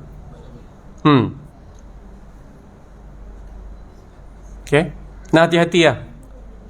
Waktu kita tanya rujuk ustaz-ustaz gitu, kita di surau kita cari ustaz yang baca kitab Akidah Ahlussunnah wal Jamaah. Baca kitab-kitab nipis tak apa, Risalah Tauhid, Misbahul Munir, Faridatul Faraid. Baca kitab-kitab nipis, kitab kecil tak apa dah. Kita baca ulang pengajian kitab sifat 20. Tak faham tanya, lama-lama kita faham lah. Jangan tak belajar langsung. Kena ada pengajian akidah, baru terlepas tuntutan fardu ain bagi kita. Daripada pengajian akidah itulah kita boleh beza akidah Ahlussunnah Jamaah, Wahabi, Syiah, Liberal, dan kita jaga akidah kita lebih utama daripada kita jaga harta benda dan segala-galanya. Jadi hati-hati. Sebab Wahabi tak mengaku Wahabi, Syiah pun tak mengaku Syiah, Liberal pun tak mengaku Liberal. Orang sesat tak mengaku sesat. Saya masuk penjara banyak lama saya masuk penjara. Banyak tahun saya masuk kerja penjara, tuan-tuan. Tiap-tiap hari masuk penjara. Tapi memulihkan tahanan lah. Penjahat tak mengaku dia jahat. Kalau saya masuk penjara, saya kata, Assalamualaikum warahmatullahi wabarakatuh, apa khabar wahai penjahat-penjahat sekalian? Tunduk, mata jelek macam Angry Bird. Saya kata, kenapa nak marah? Awak memang jahat. Dah dijatuh hukum, diperakui oleh mahkamah, awak bersalah. Takkan saya nak panggil orang yang datang surau ni sebagai penjahat? Tak mengaku jadi orang jahat. Oh, tak mengaku, Ustaz. Tak mengaku. Semua tak mengaku. Sebab tu kita letak label pada racun, tak label pada madu. Ini madu tualang 3. Ini makjun salata. Contohnya gitu. Ini Wahabi, kita kata. Kamu bawa faham Wahabi, kita kata Wahabi. Kamu bawa faham Syiah, kita kata Syiah. Kamu bawa faham liberal daripada barat, pluralisme agama, kamu menyeleweng semua ni. Jelaslah. Kalau tak nak dikatakan Wahabi, jangan bawa faham Wahabi. Ikut Asy'ariyah, Ahlussunnah wal Jamaah, cukup. Ikut mazhab Syafi'i, ikut Sufi yang sebenar. Ni jangan kata ikut kami ni tarikat Sufi, tapi kami tak semayang dah 5 waktu. Kami makam tinggi, kami semayang pakai niat je. Gila. Apa? Ada gitu. Allah. Hati-hati ya. Ya. Apa lagi? Ya, Ji.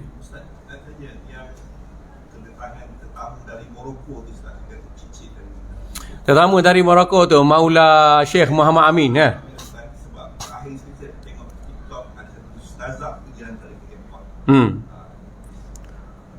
Okey.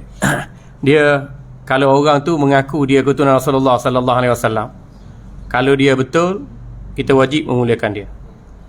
Kalau tak betul, kita wajib tinggalkan dia. Bahkan dia dilaknat. Dia tak boleh nak menisbahkan dia ada keturunan darah Rasulullah sallallahu alaihi wasallam kalau tak betul. Kalau mengaku tu maknanya orang tu betul. Takkan dia nak cari makan dengan dusta atas nama Nabi sallallahu alaihi wasallam. Kalau kita tak tahu, kita diamkan diri saja. Tak boleh nak komen, tak boleh nak apa. Kalau betul, alhamdulillah. Kalau tak betul, tu urusan dia dengan Allah. Kita ambil sikap berhati-hati supaya tak kena scam.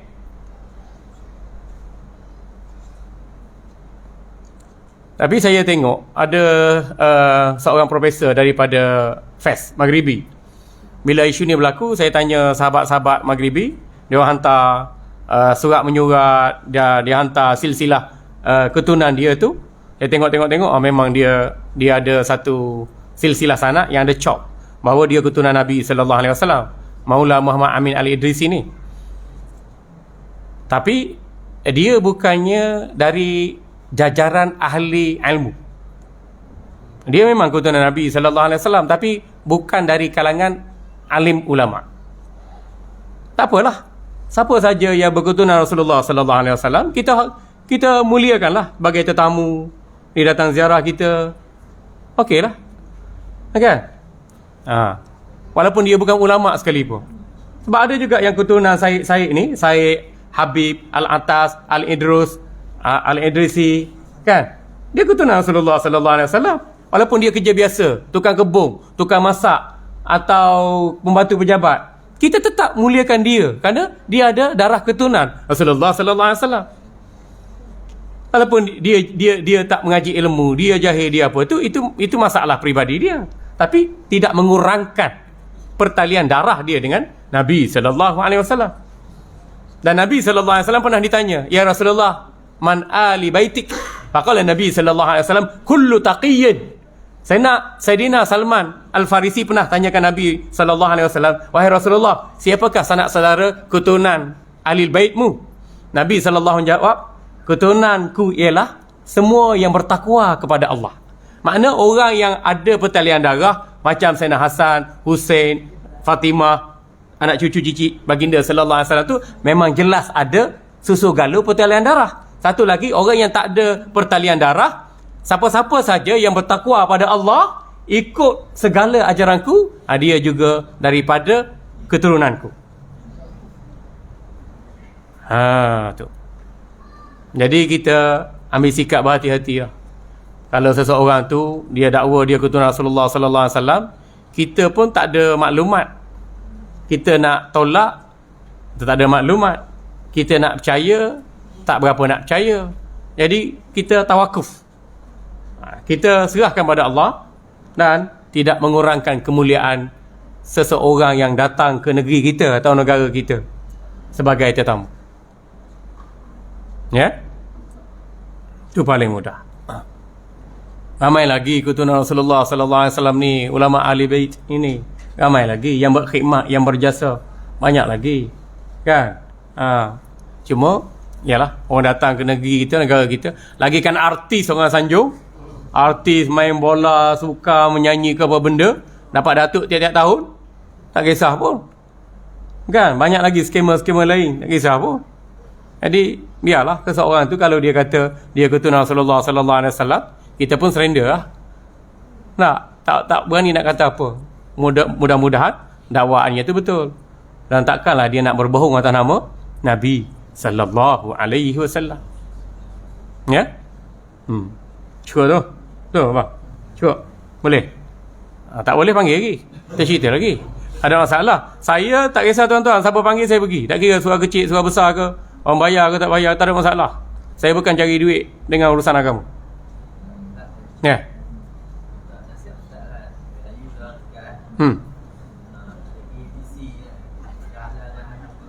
Ya. Baik. Baik, nasihat pilihan raya. Pilih calon yang beriman, berilmu, beramal, berakhlak mulia. Calon tu parti lah. Calon. DAP Ustaz, tapi Islam BN non-Muslim. Kalau calon Melayu Islam tapi DAP. DAP tu apa? Dia parti liberal. Parti KP kan. Pilih buat apa parti KP? Dia gunakan orang Islam sebagai proksi je. Parti Islam kita banyak. Walaupun parti Islam kita lemah, macam parti Cak Ayam, Cak Itik, Cak Rebah, parti Islam lemah. Kan? Tapi itulah selemah-lemah iman kita. Kalau parti Islam lemah, kalau kita pilih orang kafir jadi pemimpin, lagi dia lanyak kita, lagi dia datangkan mudarat pada kita. Baik kita pilih orang Islam yang lemah, kalau nak banding dengan beri mandat pada orang kafir yang agresif. Kurang-kurangnya hak keislaman kita tu masih dijaga, masih terpelihara. Okey, jangan pilih calon Islam yang menjadi proksi kepada orang kafir, atau orang Islam yang berfahaman liberal, atau sekular, atau Wahabi, atau Syiah. Jangan pilih. Sebab tu saya kata tadi, standardnya pilih orang Islam berilmu, beriman, beramal, yang boleh berkhidmat pada agama dan negara.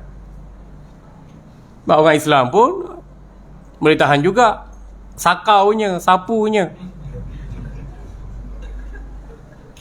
Atau Islam tak berilmu, tak beriman, tak berintegriti. Sebab tu orang buat perbandingan dengan kafir. Kafir yang adil lebih baik daripada Muslim yang menyamu. Itu perbandingan yang tidak adil. Itu perbandingan yang salah. Kenapa dia buat perbandingan seperti itu? Ya, yang pertama, jangan undi orang kafir. Kalau orang Islam jadi proksi pada parti-parti kafir pun jangan undi. Kerana dia hanya gula-gula kita aja. Betul lagi orang Islam yang sesat, yang menyeleweng. yang bawa fahaman yang memecah belah agama kita. Jadi susah benda-benda gini tuan-tuan, minta petunjuk dengan Allah. Kalau kata tempat kita di parlimen atau di DUN ni tak ada orang Islam, 1 kafir, 2 kafir, 3 kafir, tak payah mengundi. Kafir kita ni tak ada standard. Dia sepatutnya kafir ni ada kafir harbi, ada kafir zimmi, ada kafir mustakmin, ada kafir muahad, ada 4 jenis kafir. Majlis fatwa kita tak letak garis SOP tentang kafir, identiti kafir-kafir ni. Kafir harbi yang musuh Islam, yang sentiasa bertentangan dengan orang Islam. Kafir harbi, nak azan tak boleh, nak tu tak boleh, nak ni tak boleh, dia lawan je kita. Kan, bukan usah kata nak buat hudud. Nak perjuangkan rang undang-undang RUU 355 pun tak boleh. Orang kafir marah dah. Jadi kita pun takut. Jadi pemimpin apa jadi takut. Kita buat undang-undang Islam ni bukan untuk orang kafir, untuk kita dulu. Jadi tak kira kamu UMNO ke, PAS ke, PKR ke, Bersatu ke, wajib sokong untuk menetapkan hukum Allah di bumi Malaysia ni. Semangat pula. Tapi siapa di kalangan pemimpin yang berani bercakap dengan orang kafir ni? Kita kena berani, kita kena tegas. Ni negara kita. Ni tanah tumpah darah kita. Bila orang kafir ugut sikit, takut. Bila orang kafir nak tarik sikit sokongan, takut. Takut pecah kerajaan. Takut kerajaan tak dapat suara majoriti.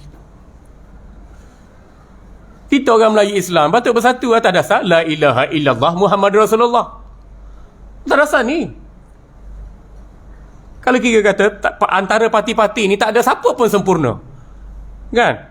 Parti Cak Ayah ada masalah, parti Cak Itik ada masalah, parti Cak Kerbau ada masalah, parti Cak Sabun lagi masalah.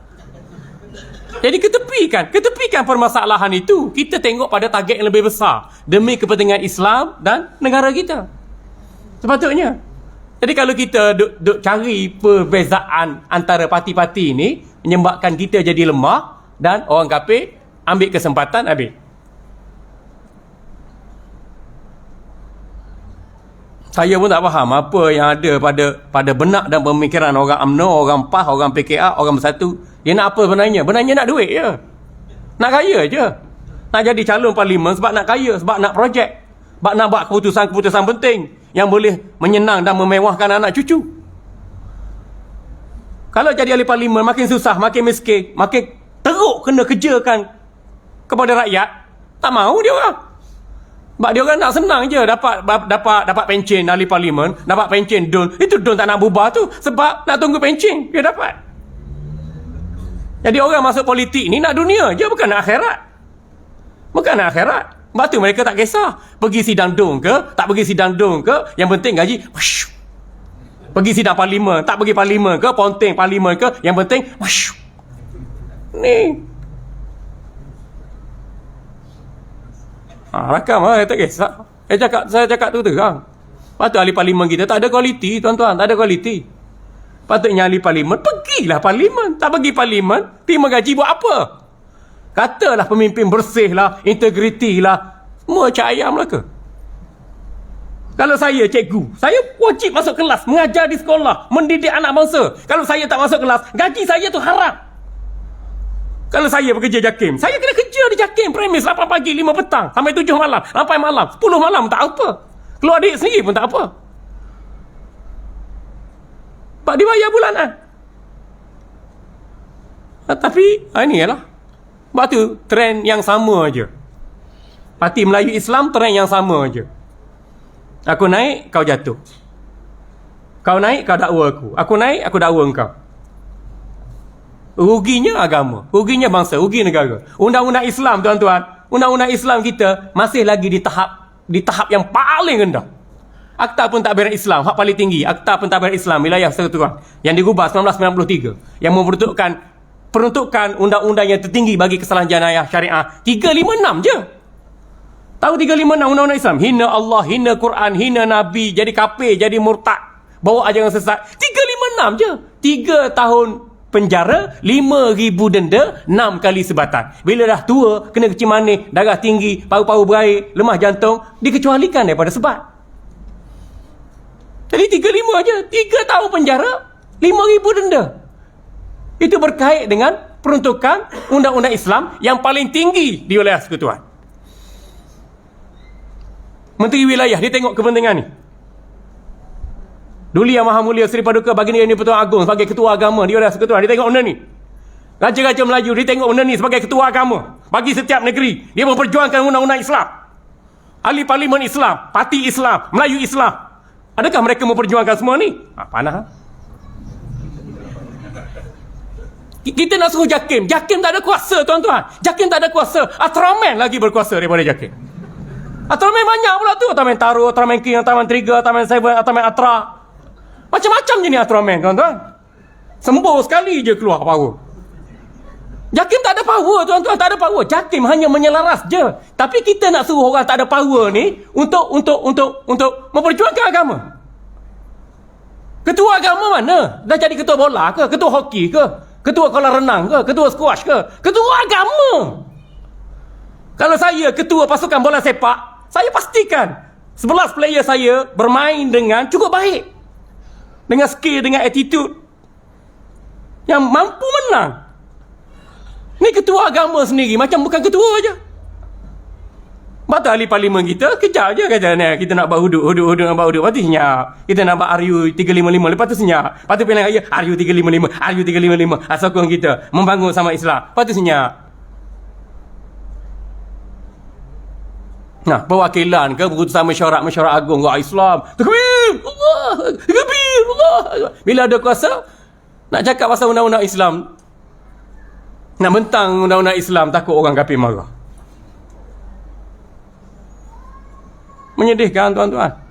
Batu kita sama je parti mana pun. Saya di JAKIM masa menteri macam-macam parti. Ada sekarang daripada parti Cat Hijau. Dulu parti Cat Oren.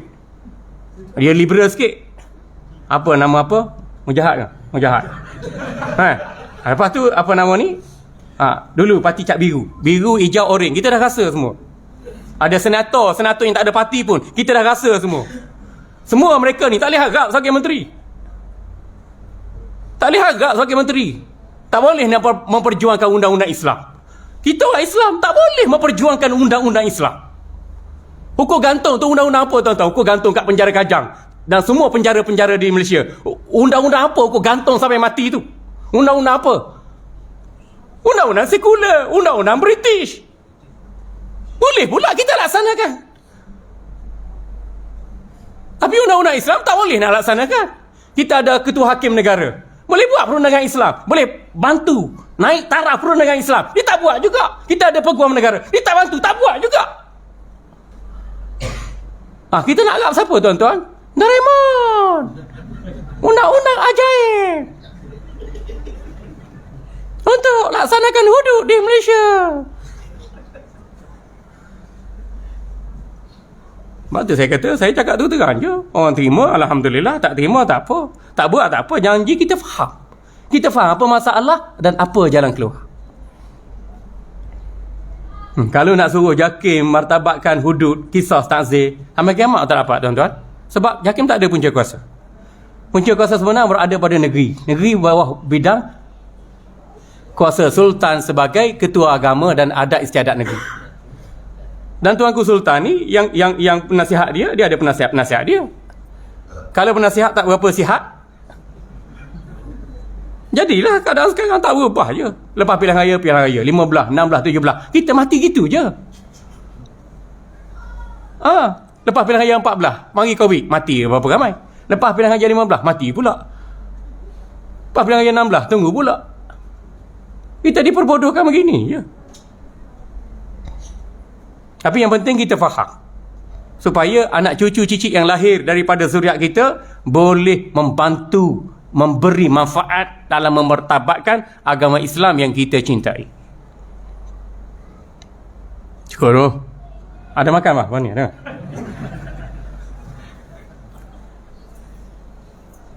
Nanti kita buat topik lain pula.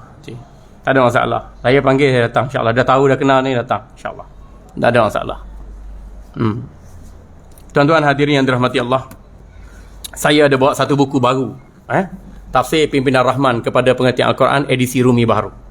Ini buku ni tuanku yang di Pertuan Agong lancar pada 12 Oktober yang lepas di Darul Quran JAKIM.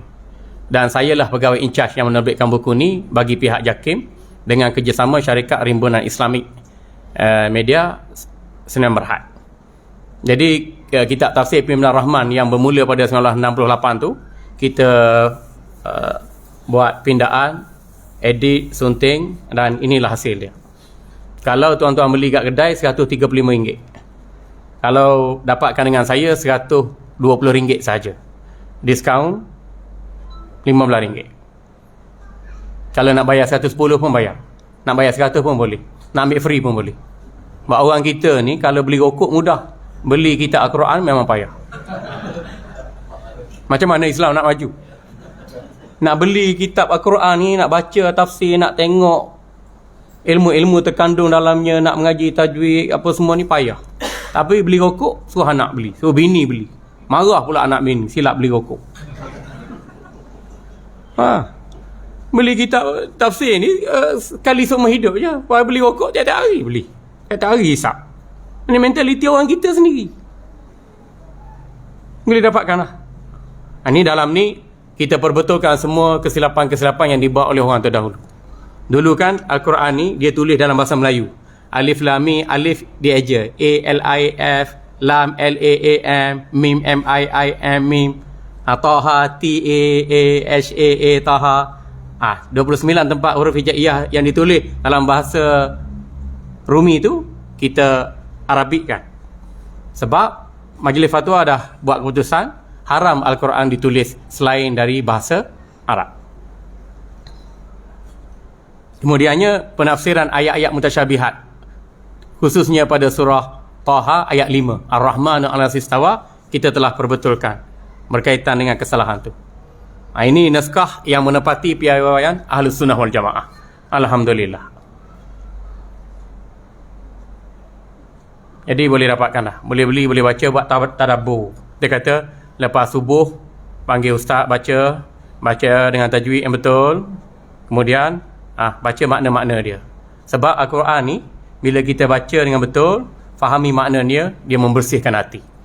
Tilawatul Quran yatadabbarul makna, menjadi ubat yang paling mujarab untuk membersihkan hati. Kita budayakan gitu. Kalau lebih baik lagi kita baca rumah. Khamis malam Jumaat kita kumpul anak bini lepas masjid, lepas baca Yasin, lepas maghrib, kita baca Fatihah, kita baca pengertian dia, kita baca surah-surah yang lazim juzuk 30 tu, kita baca pengertian dia. Lama-lama kita lekatlah dengan penjiwaan kepada makna-makna Al-Quran. Okey, kalau tak ada duit ambil dulu. Bayar kemudian. Buat-buat tak ingat, mati halal. Tak ada masalah. Betul, tak ada masalah. Yang penting kefahaman dan penguasaan kita pada ilmu Ahlus Sunnah wal Jamaah. Kalau ambil dulu, saya ada bawa dalam 20 buah. Ambil dulu, nanti bayar kemudian. Kalau tak ingat tak apa ke, saya halalkan. Saya bayar dengan duit saya, tak ada masalah. Jadi saya rasa cukup sekadar tu dahulu sesi kita ni pada kali ini. Mudah-mudahan Allah mengampuni kita, merahmati kita, dan Allah mengilhamkan kita jalan kebaikan dari semasa ke semasa, insya-Allah. Saya minta ampun, minta maaf kerana ambil masa yang lama untuk sesi ini. Dan tuan-tuan alhamdulillah beri sambutan yang amat bagus dan sepenuh tumpuan dalam penyampaian yang kita lalui bersama, alhamdulillah. Saya minta ampun, minta maaf jika terkasar bahasa, tersalah bicara. Saya hanya insan biasa, bukannya sastrawan negara. Tak mampu mengayam kata-kata yang indah menggemaskan jiwa. Namun tugas kita sampaikan kebenaran walau di mana sahaja kita berada. Saya bukan ustaz politik, saya bukan ustaz selebriti. Saya sampaikan apa yang perlu difahami dan dijawai bagi semua kita. Mudah-mudahan agama kita yang kita cintai semakin utuh dan teguh berdasarkan akidah Ahlus Sunnah wal Jamaah. Terima kasih sekali lagi. Akhiran aku qauli hadza, astaghfirullahal azim li wa lakum. Wabillahi taufiq wal hidayah. Assalamualaikum warahmatullahi wabarakatuh. بسم الله الرحمن الرحيم الحمد لله رب العالمين والصلاة والسلام على أشرف الأنبياء والمرسلين وعلى آله وصحبه أجمعين ربنا ظلمنا أنفسنا ظلما كثيرا واغفر لنا ذنوبنا لا يغفر الذنوب إلا أنت اللهم اغفر لنا ذنوبنا ولوالدينا ولمشائخنا ولتلاميذنا ولمن حقوق علينا ولسائر المؤمنين والمؤمنات الأحياء منهم والأموات اللهم طهر قلوبنا من النفاق وطهر أعمالنا من الرياء وطهر ألسنتنا من الكذب وطهر أعيننا من الخيانة إنك تعلم خائنة الأعين وما تخفي الصدور اللهم أكرمنا متابعة النبي صلى الله عليه وسلم ولا فعلا طاعة وعبادة ظاهرا وباطنا يا أكرم الأكرمين اللهم إنا نسألك حبك وحب من يحبك وحب من يقربنا إلى حبك اللهم حبب إلينا الإيمان وزينه في قلوبنا وكره إلينا الكفر والفسوق والعصيان وجعلنا من الراشدين الله فضلك العميم أمنا واكفينا اللهم شر ما أهمنا وأغمنا وعلى الإيمان الكامل من السنة والجماعة توفنا مسلما نلقاك وأنت راض عنا برحمتك يا أرحم الراحمين ربنا أحسن عاقبتنا في الأمور كلها وأجرنا من خزي الدنيا من عذاب الآخرة ربنا عليك توكلنا وإليك أنبنا وإليك المصير ربنا آتنا في الدنيا حسنة وفي الآخرة حسنة وقنا عذاب النار وصلى الله على سيدنا محمد وعلى آله وصحبه وسلم سبحان ربك رب العزة عما يصفون وسلام على المرسلين والحمد لله رب العالمين بل الله منكم